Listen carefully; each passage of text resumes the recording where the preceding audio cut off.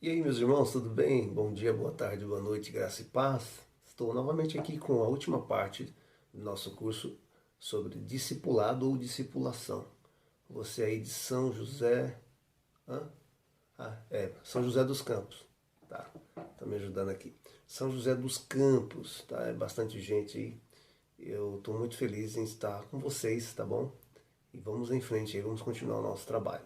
Hoje eu quero falar com vocês sobre o efeito multiplicador do discipulado ou da discipulação e também sobre o trabalho das bases, né? Vamos começar falando um pouquinho sobre o efeito multiplicador. É notório, é claro, é evidente que um trabalho de discipulação, sobretudo um trabalho bem feito, ele multiplica muito, muito, muito, a ponto de você perder de vista. Então, para que isso aconteça, né, e para que a gente fique de cabeça tranquila, a gente precisa fazer um bom trabalho, né? Então, eu tracei aqui um subtópico, nesse tópico aqui, efeito multiplicador. O subtópico é: comece com poucos. Então, eu tenho percebido, não só através das escrituras, mas através também das aulas que a gente ministra, né? Tanto de teologia, de conhecimento, filosofia, de línguas também, pois eu sou professor de inglês, né? Que quanto menos, é claro, que também não estou dizendo necessariamente uma pessoa, né? Mas quanto menos pessoa, quanto menor o grupo de pessoas, melhor melhor é o rendimento, né? E o mestre Yoshua, o mestre Jesus, foi muito eficiente no seu trabalho, que ele escolheu 12 homens para poder começar aí o seu trabalho de discipulação ou discipulado. Em outras palavras, para começar o seu trabalho de ensino mais aproximado, né? Ensino mais aproximado de uma matéria. E essa matéria é justamente um esclarecimento que ele estava dando, né? Trazendo uma revelação, sendo ele a própria revelação da vontade de Deus no que diz respeito ao reino de Deus, ao plano de Deus para a humanidade e à expansão desse reino. Então, começou com pouco, né? O número 12 é um número enigmático, né? Tem a ver aí com as 12 tribos de Israel, né? Que é do povo do qual ele se originou. Tem a ver aí, tem uma série de estudos aí, se nós formos nos aprofundar de numerologia, que justifica, né, o porquê desses números, né? A Bíblia fala muito de números 4, 7, 6, 12 e por aí vai. Então a gente não vai entrar nesse detalhe. 3 também, né, referente à Trindade, mas é importante que se comece com poucos, tá? Ah, mas tem muita gente para. Graças a Deus aqui nós fizemos um trabalho de evangelização, né? Você pode dizer. E tem muita gente que se converteu ao Evangelho e nós precisamos tratar. Então, o ideal é que se divida em grupos, né? E quantos forem necessários, a fim de que você possa ter uma aproximação. Por quê? Por que poucas pessoas? Porque você consegue trabalhar melhor os detalhes, você consegue ter mais acessibilidade na linguagem, né? Você consegue desculpa, ter mais tempo, né, para lidar com a pessoa, as dúvidas que surgirem, né? Então é interessante você ter aí poucas pessoas, tá? Porque afinal você vai estar trabalhando as bases do conhecimento da vida e para a vida toda, né? E essas pessoas também um dia tornar-se-ão discipuladores assim como você, e é interessante que elas tenham um preparo muito bem feito. É interessante que elas tenham aí as suas bases bem trabalhadas, tá? Então, quando você trabalha desta forma, é fundamental que você tenha essa diretriz para que a coisa ela não se perca, né? Você lembra aquela sala de aula quando você entra lá na faculdade, no ensino médio, somente em escola pública, né? Aqui em São Paulo, mas a escola pública é algo assim bem emblemático no sentido de muita gente. Você entra numa sala, tem 50. Eu já comecei um curso que numa sala tinha quase 100 pessoas. Então, assim, por mais que o tutor, o professor, o coach, o discipulador, nesse caso aqui, falando-se de evangelho, por mais que ele ou ela se esforce, se esguele, dê exemplos, use microfone, plante bananeira, né? Brincadeiras à parte, fica mais complicado o entendimento, a absorção desse conhecimento, a interação entre o aprendiz, né, o discipulado, ou aquele que está no processo de discipulação, né, o processo passivo de discipulação, fica muito mais difícil ele ou ela se aproximar, tirar uma dúvida, né? E muitas das vezes ele ou ela pode pode levar uma dúvida e isso pode comprometer, sim, a própria vida cristã que ele está decidindo levar, quanto também o seu ensino, né? A sua influência em outras pessoas. É claro que nós estamos falando aí de uma era em que hoje nós temos tudo digitalizado, qualquer informação que você queira, dificilmente você não vai encontrar na internet. Mas esse contato primordial com o discipulador, com a pessoa que ensina, é muito importante. Até porque uma das causas de uma multiplicação saudável do discipulado é o relacionamento, né?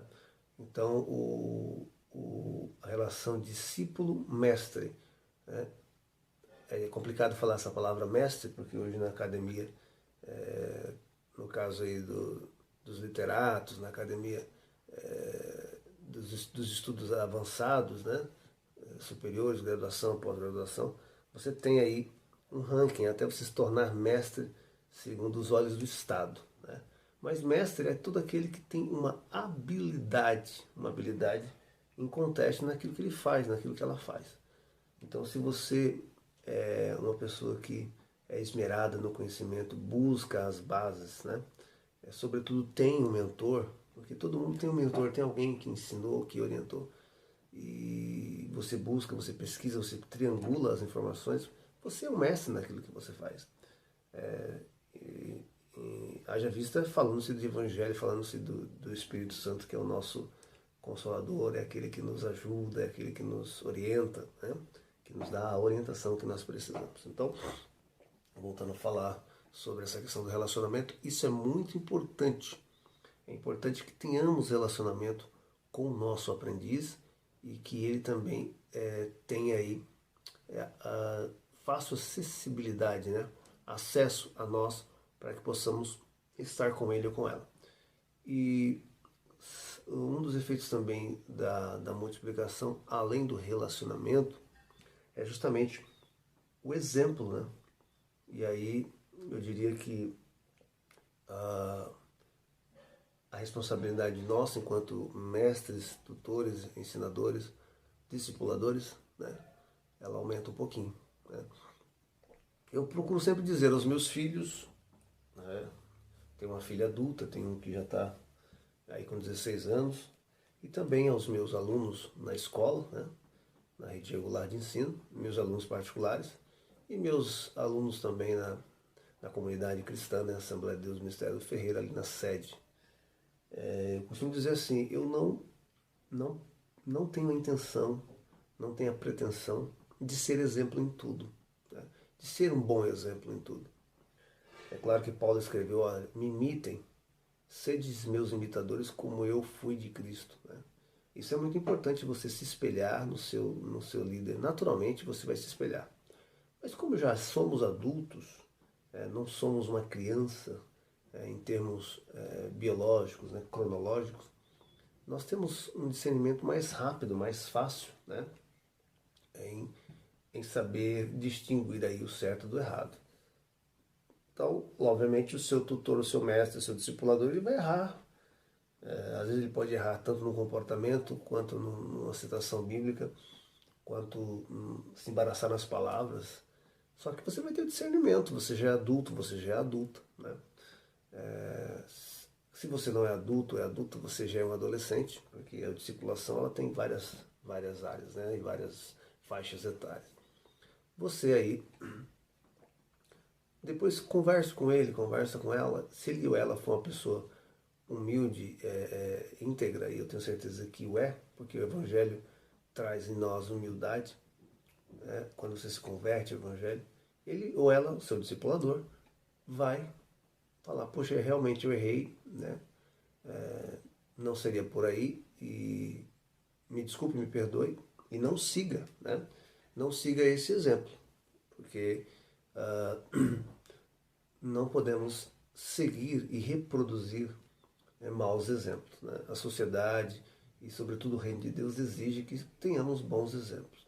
Mas você tem que entender que o seu discipulador ele não é, ou ela não é, o suprassumo aí do exemplo, da integridade, da moralidade, porque nós somos falhos. Uma hora ou outra nós vamos falhar, né?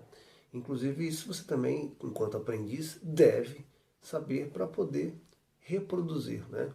Não que você reproduza as falhas, ou tenha essa obrigação, pelo contrário, nós devemos procurar acertar.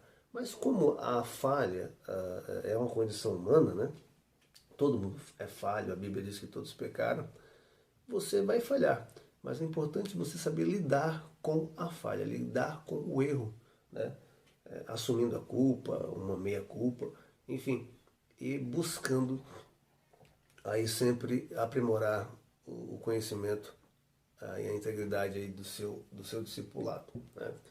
Uma coisa também interessante, como efeito multiplicador, é a questão do caráter. Porque quando você tem menos pessoas e você consegue trabalhar bem aquelas pessoas, você consegue trabalhar melhor o caráter, mesmo que essa pessoa já tenha uma certa idade. Porque quando estamos falando de discipulado, discipulação tem várias faixas etárias, como eu disse anteriormente. Mas você consegue trabalhar o caráter, né? E porque a palavra caráter em uma linguagem popular, são marcas impressas, né? Marcas subjetivas de pensamento, de concepção de pensamento, impressas na alma da pessoa. É o caráter, né? É aquilo que vai impresso. E esse caráter nosso é moldado o tempo todo, a vida toda.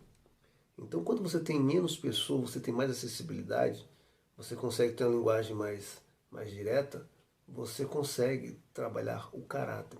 E quando você trabalha bem esse caráter, você, e por isso é necessário que seja com poucas pessoas, você vai ter a condição de multiplicar isso de uma maneira mais assertiva, de uma maneira mais pontual, né? Uma maneira mais direta, né? Do que com muitas pessoas, É claro que Jesus Cristo, as Escrituras dizem que muita gente seguia ele de longe, né? Mesmo ele tendo os 12 discípulos que se tornaram apóstolos, né?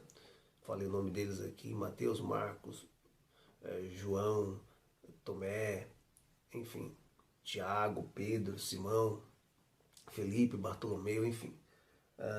Mesmo que tinha esses homens, também tinham outros que seguiram de longe, né? Seguiam de longe, estavam onde eles estavam, mas de longe, não se aproximavam muito.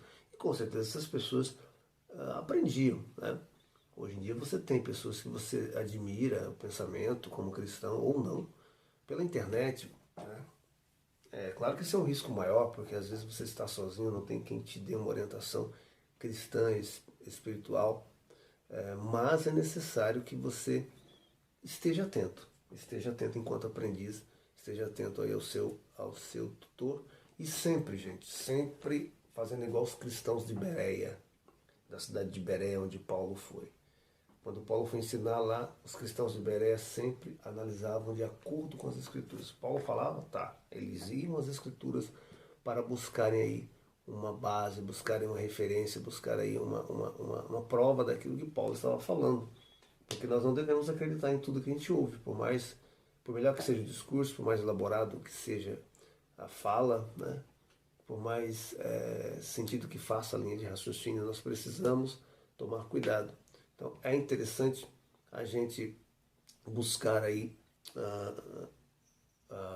a fonte, e a fonte é a palavra de Deus, é a Bíblia Sagrada que está aí para mim e para você, tá bom? Último e por último não menos importante, quero falar sobre o trabalho da base. O discipulado é um trabalho de base. As escrituras dizem, olha, ensina o menino, né, a menina no caminho em que se deve andar, e quando crescer eles jamais se desviarão. Tá? Você percebe aí que quando você vai evangelizar pessoas de uma cultura oriental, de uma cultura mais disciplinada, dificilmente essa pessoa consegue ela vai te ouvir, né, sem argumentar. Alguns deles nem vão ouvir, né? Mas quando ela argumenta em cima de princípios que ela tem, né? Os princípios são universais, tá? Estão lavrados lá nos 10 mandamentos. Não matarás, não roubarás, não dirás falso testemunho, enfim. Ele tem uma série de pontos ali que são universais, né? Mas dependendo de cultura para cultura, você tem aí um certo diferencial e que as pessoas se prendem quando elas aprendem desde pequena, né? Desde pequena. Então, por isso que é interessante, é importante, é imprescindível nós fazermos o discipulado, a discipulação para o menino ou a menina, né, o homem ou a mulher, quando ele estiver ou ela estiver começando a seguir os passos de Jesus Cristo. Porque eu vou fazer uma analogia aqui, quando Salomão falou, ensina a criança no caminho que deve andar, está falando sobre uma criança biologicamente ou cronologicamente falando, criança que nasceu, enfim, está no seio da família, você tem a responsabilidade de ensiná-la. Mas quando nós falamos do Evangelho, essa pessoa já vem, ela se converte. Se ela se converte é porque ela já cresceu, obviamente ela já viveu, ela já assumiu algumas responsabilidades, ela já traçou um rumo para a sua vida em que em algum momento ela se viu desiludida, desesperançada. Poxa, isso aqui não é para mim, né? Então aí por isso existe a palavra conversão. Mas é no início da conversão, né? Porque naquele momento aquela pessoa está se tornando uma criança, porque é um mundo de conhecimento novo para ela, né? Muito embora fale-se muito do Evangelho na TV, mas existe uma orientação. Cada denominação, Assembleia de Deus, Batista, Adventista, enfim, tantas igrejas neopentecostais, Universal, a Igreja do Homem do Chapéu, né? E tantas outras são cristãs, mas elas têm orientação de acordo com o líder que elas têm, né? Então, uma vez que a pessoa está se convertendo agora, e sobretudo agora que estamos fazendo um curso bem direcionado à Assembleia de Deus do Ministério Ferreira, a Assembleia de Deus do Ministério do Ferreira tem sua história, tem a sua tradição. Inclusive eu criei um material todo apostilado falando sobre isso, que vai ajudar você a formar o seu aprendiz numa determinada orientação dentro do cristianismo, né? Não que os outros estão errados, não que os outros estão pecando, né? Porque tudo isso é muito questão de interpretação. Mas é porque você se converteu, você precisa se converter em algum lugar, precisa de alguma orientação, e a orientação que você está tendo, você enquanto aprendiz, é nessa comunidade na qual você está. Então é interessante que você aprenda essas bases muito bem aprendido e, obviamente, tendo a visão mais ampla também do cristianismo, da cristandade, né? Não só uma questão focada no local, na tradição que você está. Bom, gente, então falando em base, eu lembro muito de futebol. Um jogador para ir para uma liga, para ir para disputar um interestadual, um brasileirão e ir para a Europa, não importa. Ele começa da base, que seja do rachão lá na avenida de casa, na rua de casa. Aqui em São Paulo nós chamamos de rachão, tá, gente? Aquele contra que os meninos tiram, às vezes ficam nervosos e tal, né? Ou que seja num pequeno clube, você vai ser trabalhado as bases até você chegar a ser profissional, até você ter um passe mais valorizado. Né? Grosso modo, tirando as suas exceções, é uma comparação acho que vem a calhar. Né? Nós precisamos trabalhar as bases dessa pessoa para que ela lá na frente ela obtenha sucesso, tanto quanto na sua vida cristã normal, né? Que já é uma pregação, que já é um motivo de inspiração para outras pessoas, porque o evangelho é mais, e a voz do evangelho ecoa muito mais no exemplo do que na fala, né? Tanto na vida, no seu exemplo de vida, quanto também na atividade, no ato de sentar, de juntar pessoas e discipulá-las e sistematicamente prepará-las aí para a sua vida cristã. Então é necessário a gente ter as bases trabalhadas. Então essas bases trabalham a fé, né? Como, como entender a sua fé, como afirmar a sua fé, a diferença entre uma fé e uma crendice, a fé e a tradição, né? Trabalhar as bases vai trabalhar comunhão, comunhão com os irmãos, caridade, comunhão com Deus, o respeito ao próximo, né? Falando em caridade, né? Já é um tópico que eu acabei distinguindo aqui, mas já acabei falando. Né? A caridade é muito importante, ajuda. Aliás, esse é um dos fatores que ajuda muito a questão da, da, da, da multiplicação. Caridade. Né? O ser humano sempre precisou um do outro e, sobretudo agora em tempos de pandemia, precisamos ser caridosos, fazer valer o amor de Deus em nossos corações. Isso se expressa através das comunidades cristãs, né? Das comunidades no geral, mas cristãs sobretudo, né? E também precisamos trabalhar muito claramente com o aprendiz a a maior motivação, né, da conversão. A conversão a Jesus Cristo não é apenas você ter um lugar para bater um bom papo, para jogar a conversa fora no final da reunião, ou apenas para que o seu filho, sua filha ou você mesmo se sinta salvaguardado num mundo tão conturbado de drogas, de crimes, de prostituição. A questão de estar em uma comunidade não tem a ver necessariamente para arrumar um casamento, uma família, coisa que eu já falei no outro vídeo, é importante, isso aí, a comunidade proporciona isso aí. Não é só isso. O principal motivo é a salvação. Tem que estar muito claro. A salvação em Jesus Cristo. Ele disse que voltaria, que deixaria um consolador no lugar dele após a sua ressurreição, né? Ele disse isso. Mas ele voltaria que buscaria uma igreja para estar com ele, né?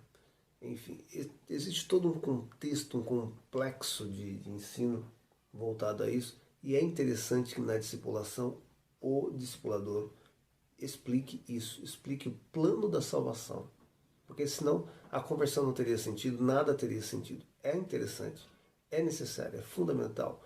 Eu diria uma frase em latim, sine qua non, não pode deixar de existir. Né? Esse é o significado da frase. Não pode deixar de existir esse trato voltado à salvação. É muito importante, gente, não pode deixar. Né? Quem foi Jesus, o plano de salvação, o objetivo, né? Porque isso vai fazer sentido ao discipulado, vai fazer todo sentido. Tá? E por último, eu quero falar sobre a linguagem. A linguagem do discipulador precisa ser uma linguagem acessível, uma linguagem simples. Jesus Cristo usava de comparações muito simples do dia a dia, da lavoura, do campo, da pecuária, de questões administrativas voltadas aí sempre com uma linguagem muito simples, né? Para que as pessoas pudessem entender a lição de moral, o pano de fundo, a intenção dele com aqueles ensinos. Né? Então a linguagem é muito importante, porque quando você tem uma linguagem muito rebuscada, você cria um distanciamento com as pessoas. Uma linguagem muito trabalhada, muito elaborada. E eu tive essa dificuldade no início da minha carreira, enquanto professor, enquanto ensinador, e por experiência própria. Nós precisamos mudar a linguagem para podermos ter acesso melhor às pessoas, para que elas possam melhor compreender. E compreendendo, elas possam levar adiante aquilo que aprenderam, tá bom? Gente, então foi isso. Já falei bastante. Então eu falei sobre os efeitos multiplicador do discipulado, da discipulação e sobre o trabalho, a importância do trabalho da base, tá? Deus abençoe vocês, espero um dia ver vocês. Fiquei feliz em saber das boas novas aí da comunidade de Ferreira aí em São José dos Campos, né? São José dos Campos. Deus abençoe vocês ricamente. Fiquei muito feliz aí porque o trabalho está indo muito bem. Vamos trabalhar, tá bom, gente? Em nome de Jesus, um grande abraço. Vamos em frente.